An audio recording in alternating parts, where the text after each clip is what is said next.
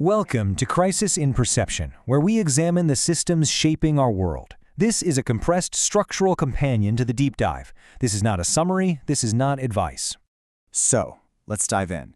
For this analysis, we're going to be using Jason Hickel's incredible book, Less is More, as our guide.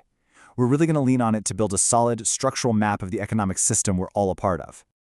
All right, here's our game plan. First, we've got to define the system we're talking about.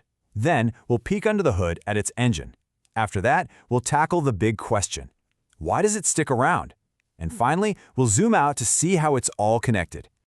Okay, first things first, we need to get really clear on what machine we're actually looking at. Let's call it the growth system.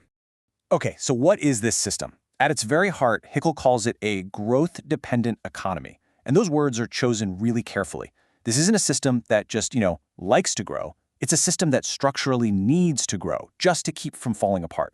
And the big question is, where does it get the fuel for all this endless expansion? Well, it gets it by treating the living world, our ecosystems, like an infinite gas tank and a limitless garbage dump. All right, so if the system is totally dependent on growth, what's actually making it go? What's the engine driving it forward? Well, that's where we get into the mechanics of extraction. Hickel has this term for it, the growth imperative. And this is absolutely crucial to understand. Growth isn't really a preference or a choice, it's more like a rule enforced by the system. Think about it. Firms have to expand just to survive against their competitors. Finance demands more and more returns.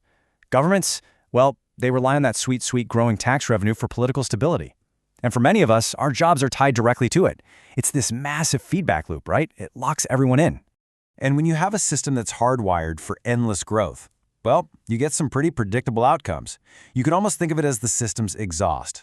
All this accelerating extraction, the habitat conversion, the collapse of biodiversity, climate chaos, these aren't just unfortunate side effects. They're not mistakes.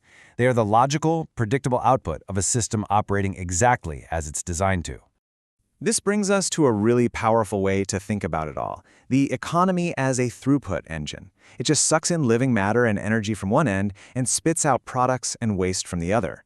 But here's the catch, and it's a big one. For this engine to stay stable and not seize up, it has to get bigger and burn through more of the living world with every single turn of the crank. It literally has to grow, or it collapses. Okay, so if we see these outcomes, and they're pretty stark, why do we keep this engine running? Why does it persist? I mean, it's a real head-scratcher, isn't it? If the damage is so obvious, why is it so incredibly difficult to change course? Let's take a look at what's holding it all in place. The answer really boils down to this idea of institutional lock-in.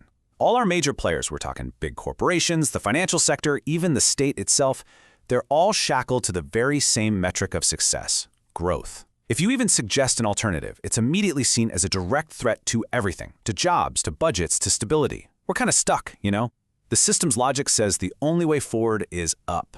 And this is where we get the crisis in perception. It's this moment where we see the ecological breakdown all around us, but we completely misdiagnose the problem. We treat the symptoms, right? We see it as a bunch of little management problems to be solved, a bit of inefficiency here, maybe a technological fix there. But we fail to see that it isn't a failure of the system. It's a predictable output of the system. All right, so to really get the full picture, we have to zoom out. We need to see that this engine isn't running in isolation. It's plugged into a much bigger global network. Yeah, this growth imperative is tangled up with so many other things. You've got historical supply chains that have their roots in colonialism. You have a global consumer culture that is constantly telling us we need more stuff. And you even have the very tools we use to measure success, like GDP, which can literally count destroying a forest as economic gain. It's wild. And here's the kicker. All these systems work together. They form this incredible machine for taking the messy, living, complex reality of our world. Things like forests, communities, breathable air, and they flatten it. They turn it into an abstract number on a balance sheet, something that can be easily managed and, of course, optimized for more growth. And this quote from Greta Thunberg just cuts right to the heart of it, doesn't it? It perfectly lays out that core tension. The clash between these fairy tales of endless economic growth and the hard, physical reality of a planet with limits. Once you see that structure, you can start to see the whole system a lot more clearly. Crisis in Perception examines how systems shape belief and how better tools help us see clearly. This project is free and publicly accessible. If you'd like to support the time, tools, and research behind Crisis in Perception, you can become a supporter on Patreon. For a longer, audio-based analysis of this topic, see the deep dive linked in the description. If you enjoy this kind of systems-level analysis, please like, subscribe, and comment with books or topics you'd like us to explore next.